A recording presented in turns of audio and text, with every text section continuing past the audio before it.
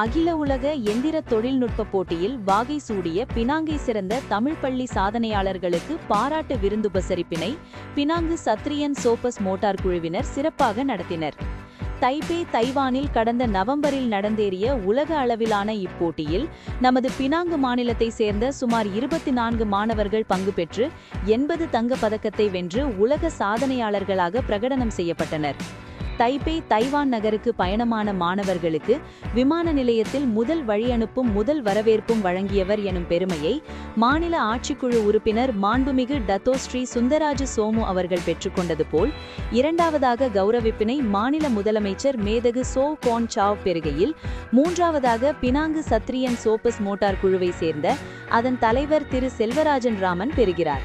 திரு செல்வராஜன் ராமன் அவர்கள் தலைமையில் அவரது குழுவினரின் மகத்தான ஏற்பாட்டில் நிபோங் தெபால் இந்தியர் சங்க மண்டபத்தில் நேற்று முன்னம் 24 சாதனையாளர்களுக்கு ஏற்பாட்டாளர்களால் பெற்றோர்கள், ஆசிரியர்கள் மற்றும் ஆதரவாளர்கள் முன்னிலையில் இவ்விழா களை கட்டியது.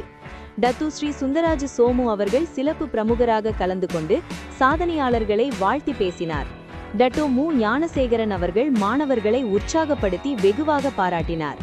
டத்து ஸ்ரீ க புலவேந்திரன் அவர்கள் எழுச்சி உரை வழங்கினார். திரு செல்வராஜன் மற்றும் அவரது குழுவினர்கள் மாணவர்களுக்கு மாலை மரியாதைகள் செய்து கௌரவித்ததோடு வாழை இலையில் உணவு வகைகள் பரிமாறி வருகையாளர்களின் நெஞ்சங்களில் நீங்கா இடம் பிடித்தனர்.